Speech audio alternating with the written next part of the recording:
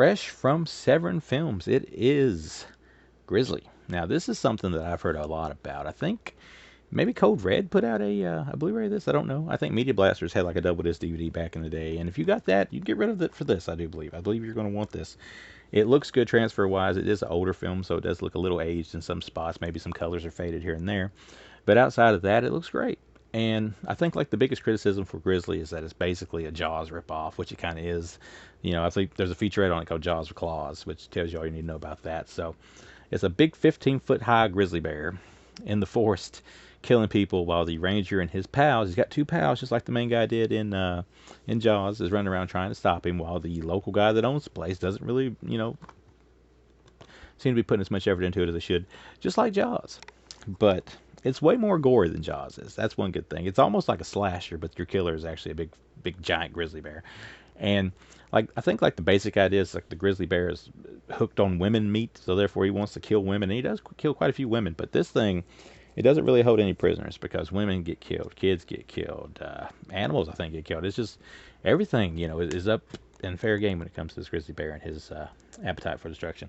So I enjoyed it. Our main ranger is like the dude from Pieces and everything, so there he is right there. I don't remember his name. I think he's also in When Animals Attack or whatever it is, or Animals Gone Wild, the other film that Severin has put out that I'm going to be reviewing here pretty soon. But like I said, it's interesting enough. It is a Jaws ripoff, but it does enough different to keep you entertained. And I'm giving it a 3 out of 5 straight up. I'll tell you that. Transfer is great. A great release for a movie that's better than I thought it would be, because I always thought it'd be kind of dull, but this thing isn't dull, and it's got enough gore and stuff to keep even the gore hounds happy. But there's the front of that. Here is the back of it. Pop it open, and there's your grizzly. And of course, this is like maybe the more traditional art there on the flip side of it, but I plan to keep what we got here on the front there. Region free, A, B, and C. Nightmare USA author Stephen Thrower on the career of William Girdler, which I believe that's the name of the director. He directed several wild things. Making movies with Girdler, audio interview. It's got the Towering Furry interview with actor, the interview with actor Tom Akuragi.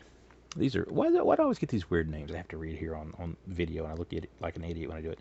The Grizzly Details, interview with the producer and actress. Audio commentary with Mondo Digital's Nathaniel Thompson and film writer Troy Haworth. Movie making in the wilderness vignette. Jaws with Claws, archival featurette, radio spots, trailer spots. This thing is pretty well loaded, and it's way better than you might think it is. I was pleased with it. I give it a 3 out of 5, but you know, the blood, it could have easily been 3.5, but we're going with 3. So if you like giant killer grizzly bears, and there's probably not enough movies with giant killer grizzly bears, to be honest with you, this one will keep you entertained, even if the people do some very dumb things. I mean, it's the 70s. I mean, this movie came out in like 1970, 76.